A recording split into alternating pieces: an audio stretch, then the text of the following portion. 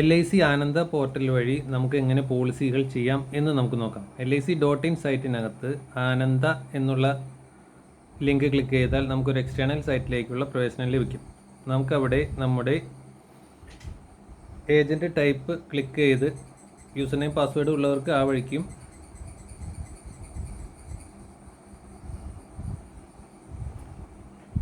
എൻ്റെ user name password already recorded ആയതുകൊണ്ട് നമുക്ക് ആ വഴിക്ക് നോക്കാം. അപ്പോൾ ആ നിലവിലുള്ള പാസ്വേഡ് ശരിയല്ല എന്നാണ് പറയുന്നത്. അപ്പോൾ നമുക്ക് OTP വഴി ഏജൻറ്റ് കോഡ് കൊടുത്ത് നമുക്ക് പോർട്ടലിനകത്തേക്ക് പ്രവേശിക്കാം.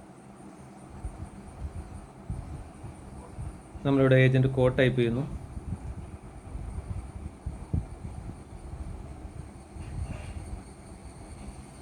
ഗെറ്റ് OTP കൊടുത്താൽ നമ്മുടെ മൊബൈൽ നമ്പറിലേക്ക് ഒരു OTP ലഭിക്കും. OTP കൊടുത്ത് നമ്മൾ ആനന്ദയിൽ എൻ്റർ ആയി കഴിഞ്ഞു. നമുക്ക് ചെയ്യാൻ പറ്റുന്ന പോളിസികൾ ഇതെല്ലാമാണ്. ആനന്ദ വഴി നോൺ മെഡിക്കലായിട്ടുള്ള പോളിസികളും പോളിസി നമ്പറുകളും അവിടെ കൊടുത്തിട്ടുണ്ട്. നമുക്കിവിടെ ഇതാണ് ആനന്ദ പോർട്ടലിൻ്റെ ഫ്രണ്ട് പേജ്. നമുക്ക് ഈ പ്രീമിയം കാൽക്കുലേറ്റർ എന്നുള്ള ലീഡ് വഴിയാണ് നമുക്ക് പോകേണ്ടത്. ഇവിടെ നമുക്ക് ചെയ്യാൻ സാധിക്കുന്ന പോളിസികളുടെ ഡീറ്റെയിൽസ് ഇവിടെ കൊടുത്തിട്ടുണ്ട്. ഏതൊക്കെ പോളിസികൾ നമുക്ക് ചെയ്യാം എന്നിവിടെ കാണാം. നമ്മളിപ്പോൾ LICയുടെ ലാബ് എന്ന പോളിസി തിരഞ്ഞെടുക്കുകയാണെങ്കിൽ ഡീറ്റെയിൽസ് എന്നുള്ള ലിങ്ക് കൊടുത്താൽ നമുക്ക് ആ പോളിസിയുടെ ഡീറ്റെയിൽസ് നമുക്കിവിടെ ലഭ്യമാണ്. പക്ഷെ നമുക്ക് വേണ്ടത് ഒരു പോളിസി ക്രിയേഷൻ ആയതുകൊണ്ട് പ്രീമിയം എന്നുള്ള സെക്ഷനിലേക്ക് നമ്മൾ കിടക്കുന്നു. അവിടെ നമുക്ക് കസ്റ്റമറുടെ ഡേറ്റ് ഓഫ് ബർത്ത് കൊടുക്കാം.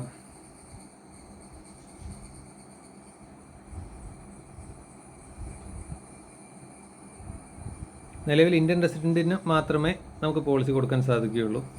കസ്റ്റമർ ഫിമെയിലാണ്, അത് ടിക്ക് ചെയ്തു. സം ഇൻഷുർഡ് നമ്മളവിടെ ടിക്ക് ചെയ്തു. പോളിസി ടൈം നമ്മൾ സെലക്ട് ചെയ്തു.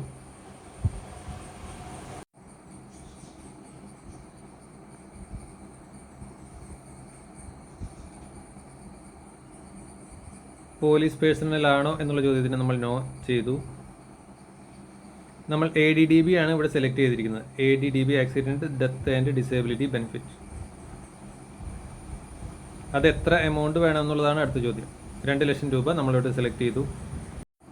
ഇവിടെ നമ്മൾ ക്രിട്ടിക്കൽ ഇൽനെസ് ഓപ്റ്റ് ചെയ്യുന്നില്ല, അപ്പോൾ അതുകൊണ്ട് അവിടെ 0 കൊടുത്തു. ടേം റൈഡറും നമ്മൾ 0 തന്നെയാണ് കൊടുക്കുന്നത്, ഓപ്റ്റ് ചെയ്യുന്നില്ല. കാൽക്കുലേറ്റ് പ്രീമിയം കൊടുത്താൽ അടുത്ത പേജിൽ നമുക്ക് പോളിസിയെ സംബന്ധിച്ച് അതിൻ്റെ ടേംസും അതിനടക്കേണ്ട പ്രീമിയവും നമുക്കിവിടെ കാണാം. അതിൻ്റെ GST എത്രയാണെന്നും സം ഇൻഷുർഡ് എത്രയാണെന്നും നമുക്ക് അവിടെ ലഭ്യമാണ്.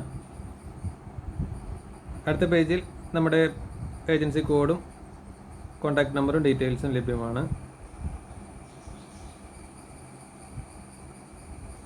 ഇവിടെ നമുക്ക് പ്രീവിയസ് പോളിസിയിൽ നിന്ന് ഡീറ്റെയിൽസ് എടുക്കാവുന്ന ഒരു സംവിധാനമുണ്ട്. പക്ഷേ പോളിസി ഡീറ്റെയിൽസ് കൊടുത്തുവെങ്കിലും അത് മുന്നോട്ട് പോയില്ല. അപ്പോൾ മുഴുവൻ ഡീറ്റെയിൽസ് കൊടുത്ത് തന്നെ നമുക്ക് മുൻപോട്ട് പോകണം. അതിനുവേണ്ടി നമുക്ക് ഒരു ഓഫ്ലൈൻ KYC ഡൗൺലോഡ് ചെയ്യേണ്ടതുണ്ട്. അതിനുള്ള ലിങ്കും അവിടെ തന്നെ ലഭ്യമാണ്. ആധാർ സൈറ്റിനകത്ത് കയറിയ നമ്മുടെ ആധാർ നമ്പർ അവിടെ ഡയൽ ചെയ്യുക. തൊട്ട് താഴെയുള്ള ക്യാപ്ചയും ശ്രദ്ധാപൂർവം പകർത്തുക.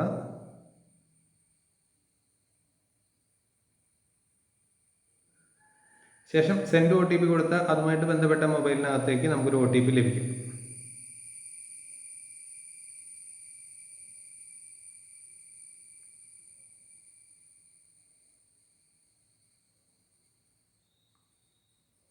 സെൻഡ് OTP കൊടുത്തിരിക്കുകയാണ്.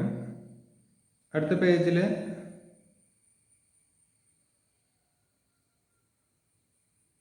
OTP എൻ്റർ ചെയ്യുക. തൊട്ട് മുകളിൽ നമ്മളൊരു ഷെയർ കോഡും ഒരു 4 അക്ക എളുപ്പത്തിൽ ഓർത്തിരിക്കാവുന്ന ഒരു നമ്പർ കൂടെ രേഖപ്പെടുത്തേണ്ടതുണ്ട്. അത് ഓർത്ത് വയ്ക്കണം നിർബന്ധമായും. ശേഷം ഡൗൺലോഡ് കൊടുത്താൽ താഴെ ആ സിപ്പ് ഫയൽ ഡൗൺലോഡ് ആവുന്നതാണ്. അപ്പോൾ നമ്മൾ ഓഫ്ലൈൻ KYC ഡൗൺലോഡ് ചെയ്ത് കഴിഞ്ഞു. ഇനി നമുക്ക് ആ ഫയൽ അപ്ലോഡ് ചെയ്യാം, നമ്മുടെ പോളിസിയിലേക്ക് ചേർക്കാം. അതിനുവേണ്ടി നമ്മൾ നേരത്തെ ലഭിച്ച ആ ഒരു പാസ്കോഡ് എൻ്റർ ചെയ്യുക. നമ്മളുടെ മൊബൈലിലോ ലാപ്പിലോ നേരത്തെ ഡൗൺലോഡ് ചെയ്ത ആ സിപ്പ് ഫയൽ അപ്ലോഡ് ചെയ്യുക. സെലക്ട് ചെയ്ത് ഓഫ്ലൈൻ ഈ KYC അവിടെ ഡൗൺലോഡിലുണ്ട്. അത് നമ്മൾ ബ്രൗസ് ചെയ്തു, സെലക്ട് ചെയ്ത് അപ്ലോഡ് ചെയ്തു. അതിനായിട്ട് കണ്ടിന്യൂ കൊടുക്കുക.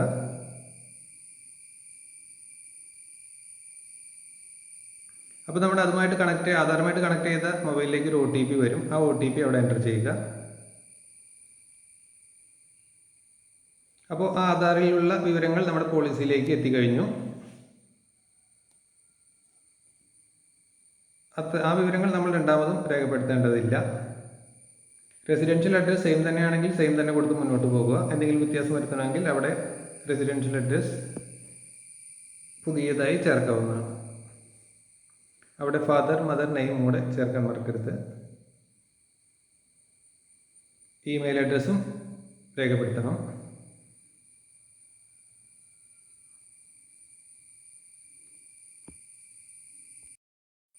അടുത്ത പേജിൽ നമ്മുടെ ആധാറിനകത്ത് തന്നെ ഏജ് പ്രൂഫും അഡ്രസ് പ്രൂഫും ഐഡൻറ്റിഫിക്കേഷൻ പ്രൂഫുമായിട്ട് ആധാർ തന്നെ ഉപയോഗിക്കാം എന്നുള്ളതുകൊണ്ട് അത്തരം വിവരങ്ങൾ നമ്മൾ വീണ്ടും കൊടുക്കേണ്ടതില്ല. ആ വിവരങ്ങൾ തന്നെ സെലക്ട് ചെയ്യുക. മെരിറ്റൽ സ്റ്റാറ്റസ് മാരീഡ് സെലക്ട് ചെയ്തു. എഡ്യൂക്കേഷൻ ക്വാളിഫിക്കേഷൻ അതിൽ വന്നിരിക്കുന്ന ഓപ്ഷനിൽ നിന്ന് അനുയോജ്യമായത് തിരഞ്ഞെടുക്കുക. പ്ലേസ് ഓഫ് ബർത്ത് രേഖപ്പെടുത്തണം.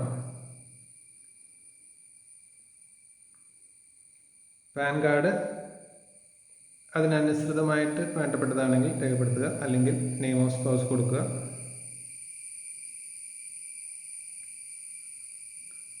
നമ്മൾ നേരത്തെ കൊടുത്ത ഡീറ്റെയിൽസ് ഇവിടെ ഒന്നുകൂടി നമുക്ക് കാണാവുന്നതാണ്. ടേം റൈഡർ ഉണ്ടോ, ക്രിട്ടിക്കൽ റൈഡർ, മറ്റു വിവരങ്ങൾ.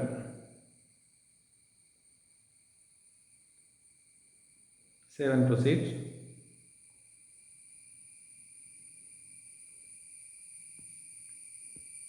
ഒക്യുപ്പേഷനുമായിട്ട് ബന്ധപ്പെട്ട അതിൽ കൊടുത്തിട്ടുള്ള മാച്ചായിട്ട് വരുന്ന ഡീറ്റെയിൽസ് സെലക്ട് ചെയ്യുക. സാലറി, സോഴ്സ് ഓഫ് ഇൻകത്തിന് സാലറി തന്നെ രേഖപ്പെടുത്താം. ആനുവൽ ഇൻകം കൊടുക്കുക.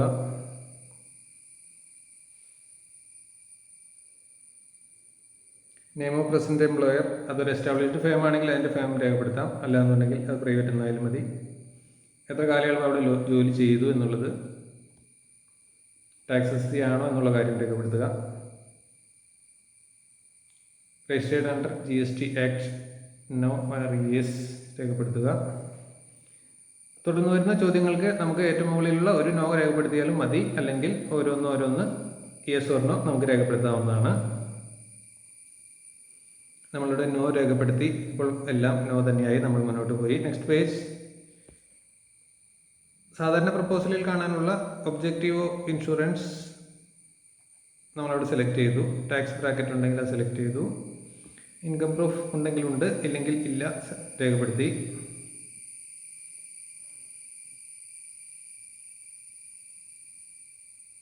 Save and proceed. അവിടെ പ്രപ്പോസറുടെ ഇൻകം നമ്മൾ രേഖപ്പെടുത്തി.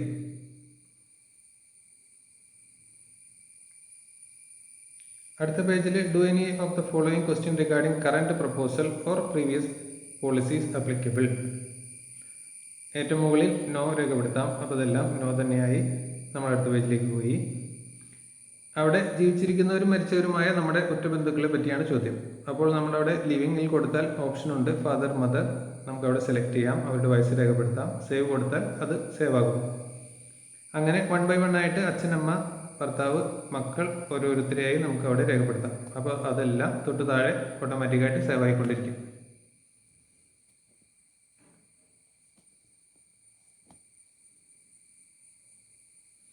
എല്ലാം സേവ് ആയിട്ടുണ്ട്. അടുത്ത പേജിൽ നമ്മുടെ ഹാബിറ്റ്സിനെ പറ്റിയുള്ള യെസ് ഓർ നോ ക്വസ്റ്റ്യൻസ് ആണ്. സാധാരണ നോ ആണ് കൊടുക്കാറുള്ളത്. നോ തന്നെ കൊടുത്ത് മുന്നോട്ട് പോയി. പ്രപ്പോസറുടെ ഹൈറ്റ് ആൻഡ് വെയിറ്റ് ഡീറ്റെയിൽസ് തൊട്ട് താഴെയുണ്ട്, അത് രേഖപ്പെടുത്തുക. യൂഷ്വൽ സ്റ്റേറ്റ് ഓഫ് ഹെൽത്ത് എന്നുള്ളൊരു ചോദ്യവും അത് കൂട്ടി തന്നെ രേഖപ്പെടുത്തി. ഹെൽത്ത് ഡീറ്റെയിൽസിനെ പറ്റി കൂടുതൽ ചോദ്യങ്ങൾ തൊട്ട് താഴെയുണ്ട്. അതുപോലെ നോ ഏറ്റവും മുകളിൽ രേഖപ്പെടുത്തിയപ്പോൾ എല്ലാം നോ തന്നെയായി. ഫാമിലി മെഡിക്കൽ ഹിസ്റ്ററി നോ കൊടുത്തു. മെഡിക്കൽ ഹിസ്റ്ററി തൊട്ട് താഴെ അതും നോ തന്നെ നമ്മൾ സെലക്ട് ചെയ്തു. ഓരോന്ന് യെസ് ഓർ നോ രേഖപ്പെടുത്തിട്ട് എല്ലാം നോ തന്നെയായി. ഓട്ടോമാറ്റിക്കാണ്. Save and proceed. Female proposer ആയതുകൊണ്ട് ഫിമെയിൽ ക്വസ്റ്റ്യനെയർ ഉണ്ട്, അതും നമ്മൾ യെസ് ഓർ നോ ഉചിതമായ ഉത്തരം രേഖപ്പെടുത്തുക. ഹസ്ബൻഡിൻ്റെ വിവരം രേഖപ്പെടുത്തേണ്ടതുണ്ട്, നമ്മളത് കൊടുത്തു.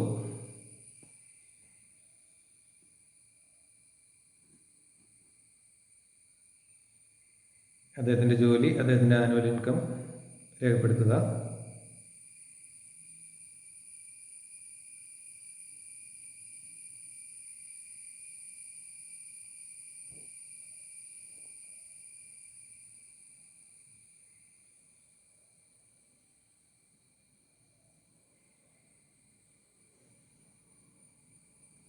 ഹസ്ബൻഡിൻ്റെ ഇൻഷുറൻസ് പോളിസികളും ഇവിടെ രേഖപ്പെടുത്തേണ്ടതുണ്ട്. അതിനു വേണ്ടിയിട്ട് add husband insurance policy details കൊടുത്താൽ നമുക്ക് ഏറ്റവും മുകളിൽ പോളിസി നമ്പർ കൊടുത്ത് എൻ്റർ ചെയ്താൽ ഓട്ടോമാറ്റിക്കായിട്ട് ആ പോളിസി ഡീറ്റെയിൽസ് തൊട്ട് താഴെ വരുന്നതാണ്. ഒന്നിലധികം പോളിസികൾ ഉണ്ടെങ്കിലും 1 by 1 ആയിട്ട് പോളിസി നമ്പർ കൊടുക്കുക, എൻ്റർ ചെയ്യുക, ആഡ് പോളിസി കൊടുത്താൽ ആ ഡീറ്റെയിൽസ് എല്ലാം അവിടെ ഓട്ടോമാറ്റിക്കായിട്ട് ആഡ് ആവുന്നതാണ്.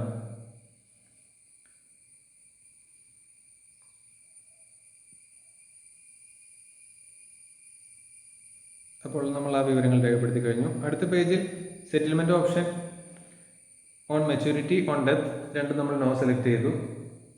വേണമെങ്കിൽ ഇവിടെ യെസ് ഓർ നോ കൊടുക്കാം. തൊട്ടടുത്ത പേജിൽ നമുക്ക് ബാങ്ക് ഡീറ്റെയിൽസ് ആണ് നിർബന്ധമായും രേഖപ്പെടുത്തേണ്ടതാണ്. അക്കൗണ്ട് നമ്പർ കൊടുക്കുക.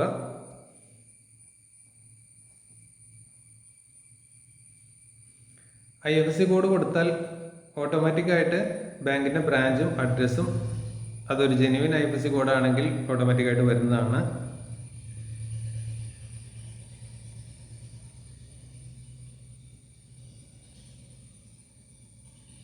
ഇവിടെ ഓട്ടോമാറ്റിക്കായിട്ട് ആ ഡീറ്റെയിൽസ് വന്നു കഴിഞ്ഞു. ഇനി നമ്മൾ അക്കൗണ്ട് ഹോൾഡറിൻ്റെ പേര് മാത്രം ചേർത്താൽ മതി.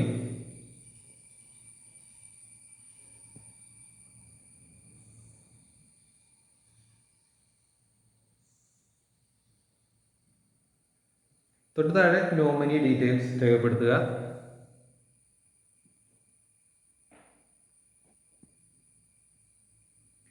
നിലവിൽ നോമിനി മേജർ ആണെങ്കിൽ മാത്രമേ നമുക്ക് അനന്ത വഴി പോളിസി കംപ്ലീറ്റ് ചെയ്യാൻ സാധിക്കുകയുള്ളൂ. മൈനർ ആണെങ്കിൽ നിലവിൽ അനന്ത ഉപയോഗിക്കാൻ സാധിക്കില്ല. അതുകൊണ്ട് മേജർ നോമിനിയെ തന്നെ ഉൾപ്പെടുത്തുക.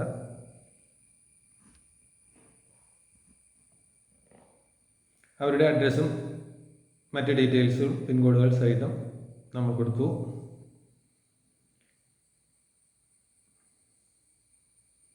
Again save and proceed.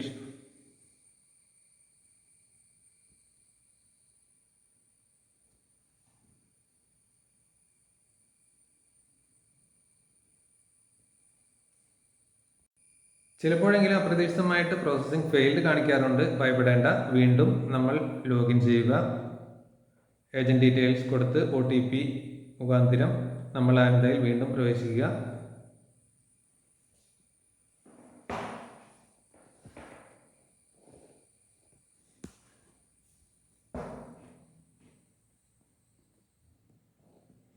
നമ്മൾ യൂസർ ID ആയിട്ട് ഏജന്റ് കോഡും OTPയും കൊടുത്തു. വീണ്ടും നമ്മൾ ആനന്ദയിൽ എൻ്റർ ആയി കഴിഞ്ഞു. ഇവിടെ വീണ്ടും നമ്മൾ ഫ്രണ്ട് പേജിൽ എത്തിയിട്ടുണ്ട്. ഇവിടെ നമ്മൾ പ്രീമിയം കാൽക്കുലേഷനിലല്ല പോകേണ്ടത്, പകരം കേസ് സമ്മറി എന്നുള്ള ഹെഡിലാണ് നമ്മൾ തിരഞ്ഞെടുക്കേണ്ടത്. നമ്മൾ മുഴുവൻ പോളിസി ഡീറ്റെയിൽസും ആദ്യമേ മുതലേ രേഖപ്പെടുത്തേണ്ടതില്ല. ഇതുവരെ രേഖപ്പെടുത്തിയ കാര്യങ്ങളെല്ലാം അവിടെ സേവ്ഡ് ആണ്. അതിനുവേണ്ടി കേസസ് ആൻഡ് സമ്മറി എന്നുള്ള സെക്ഷനിൽ പെൻഡിങ് ലീഡ്സ് തിരഞ്ഞെടുക്കുക. പെൻഡിങ് ലീഡ്സ് തിരഞ്ഞെടുത്തു. അവിടെ പകുതിയാക്കി വെച്ചിരിക്കുന്ന പ്രപ്പോസൽ ഡീറ്റെയിൽസ് നമുക്ക് അവിടെ കാണാം. ഇതിൽ നമ്മൾ അവസാനമായി ചെയ്ത ആ policy edit and view select ചെയ്തു. നമുക്ക് അവിടെ നിന്ന് കണ്ടിന്യൂ ചെയ്യാം. തുടക്കം മുതൽ ചെയ്യേണ്ടതില്ല, നമ്മൾ അവസാനിപ്പിച്ച മുതൽ കണ്ടിന്യൂ ചെയ്യുന്നു. നമ്മൾ ബാങ്ക് ഡീറ്റെയിൽസ് കൊടുത്തു. അടുത്ത പേജിൽ കൊറോണയുടെ ക്വസ്റ്റ്യനെയർ ആണ്. കൊറോണ ക്വസ്റ്റ്യനെയർ നമ്മൾ ഫില്ല് ചെയ്യുന്നു. പതിവ് പോലെ നോ ആണ് കൊടുക്കാറ്. നോ കൊടുത്തു. നമ്മൾ അടുത്ത പേജിൽ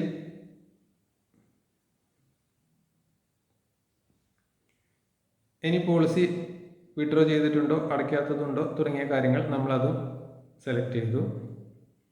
പ്രീവിയസ് പോളിസി ഡീറ്റെയിൽസ് കൊടുക്കാനുള്ള ഒരു സെക്ഷൻ ഉണ്ട്. അവിടെ നമ്മുടെ പ്രീവിയസ് ഡീറ്റെയിൽസ് കൊടുത്താൽ നമ്മുടെ പ്രീവിയസ് പോളിസികളും നമുക്കതിൽ ചേർക്കാൻ പറ്റും. അതിനുവേണ്ടി പോളിസി നമ്പർ കൊടുത്ത് എൻ്റർ ചെയ്താൽ ഓട്ടോമാറ്റിക്കായിട്ട് ആ പോളിസി ഡീറ്റെയിൽസ് അവിടെ വരുന്നതാണ്. നമുക്ക് എത്ര പോളിസി വേണമെങ്കിലും നമ്മുടെ പ്രീവിയസ് പോളിസികൾ അങ്ങനെ അതിൽ ചേർക്കാം. ഇതാ 2 പോളിസികൾ അവിടെ ചേർന്ന് കഴിഞ്ഞു. Then save and proceed. അടുത്ത പേജ് നമ്മുടെ ഒരു എഗ്രിയാണ്. സാധാരണ പോളിസികളിലൊക്കെ കാണുന്ന പോലെ അവസാനത്തെ കസ്റ്റമർ എഗ്രി ചെയ്യേണ്ട പേജുകൾ നമ്മളെല്ലാം എഗ്രി ചെയ്തു. എഗ്രി ചെയ്താൽ അടുത്തത് ഏജന്റ് കോൺഫിഡൻഷ്യൽ റിപ്പോർട്ട്, അതായത് നമ്മുടെ ACR തന്നെ. അതിൽ മുൻപ് പ്രപ്പോസലിൽ നമ്മൾ എഴുതി പൂരിപ്പിക്കാറുള്ള ഭാഗങ്ങൾ ഇവിടെ ടൈപ്പ് ചെയ്യുന്നു എന്ന് മാത്രം. ആവശ്യമായ വിവരങ്ങൾ കൊടുത്തു.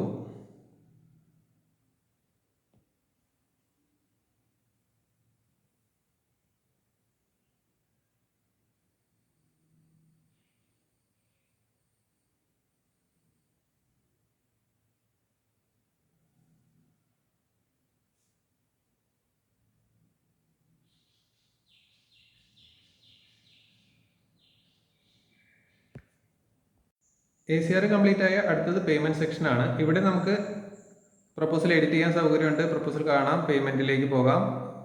ഇവിടെ നമുക്ക് BOC അറ്റാച്ച് ചെയ്യാം, അല്ലെങ്കിൽ ഡയറക്റ്റ് ആയിട്ട് ഓൺലൈൻ പേയ്മെൻറ്റ് നടത്താം. ഓൺലൈൻ പേയ്മെൻറ്റ് സെലക്ട് ചെയ്തു. കസ്റ്റമർക്ക് ഒരു ലിങ്ക് പോയി കഴിഞ്ഞു.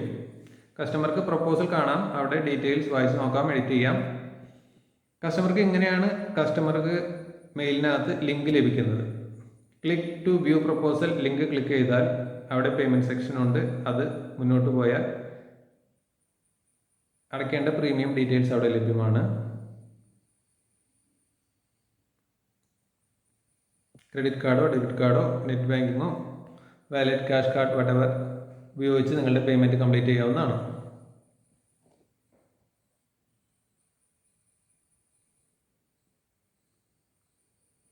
കസ്റ്റമറുടെ പേയ്മെൻറ്റ് സെക്ഷൻ പൂർത്തിയായി കഴിഞ്ഞു. Payment successful processing proposal. ഇവിടെ ഒരു പ്രപ്പോസൽ റെഡി ആയി കഴിഞ്ഞു. ഇനി കസ്റ്റമറുടെ ഇ-സൈൻ ആണ്. അതിനുവേണ്ടി ഇ-സൈൻ ലിങ്കിൽ ക്ലിക്ക് ചെയ്യുക.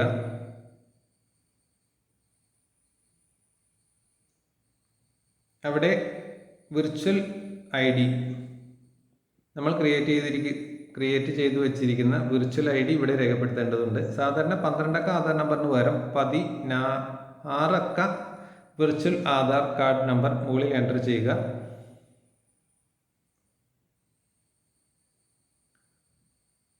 OTP, അതുമായിട്ട് ബന്ധപ്പെട്ട മൊബൈലിൽ വന്നിരിക്കുന്ന OTP എൻ്റർ ചെയ്താൽ സബ്മിറ്റ് കൊടുക്കുക. കസ്റ്റമറുടെ ഭാഗത്തു നിന്നുള്ള ഇ-സൈൻ സിഗ്നിക്കേച്ചർ പൂർത്തിയായി കഴിഞ്ഞു. ഇനി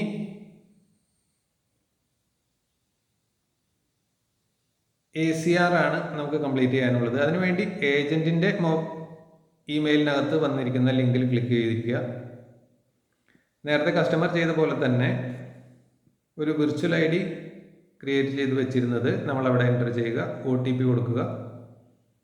ആധാറുമായിട്ട് ബന്ധപ്പെട്ട മൊബൈലിലേക്ക് ലഭിച്ച OTP എൻ്റർ ചെയ്ത് സബ്മിറ്റ് കൊടുക്കുക. ഇതോടുകൂടി നമ്മുടെ ആനന്ദ വഴിയുള്ള പ്രപ്പോസൽ കംപ്ലീഷൻ പൂർത്തിയായി കഴിഞ്ഞു. ഈ പ്രപ്പോസൽ നേരെ ബ്രാഞ്ചിലെത്തുകയും ബ്രാഞ്ച് ആ പ്രപ്പോസൽ പരിശോധിച്ച് അനുവദിക്കാവുന്ന പോളിസി ആണെങ്കിൽ ഉടൻ പോളിസി നമ്പർ അനുവദിക്കുകയും പോളിസി നിലവിൽ വരികയും ചെയ്യും.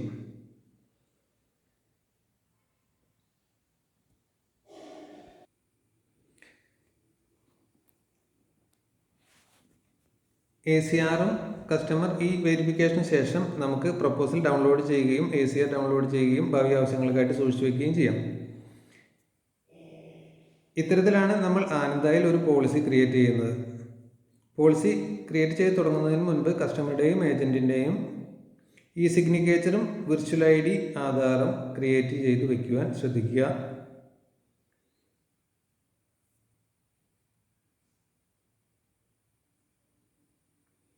Thank you.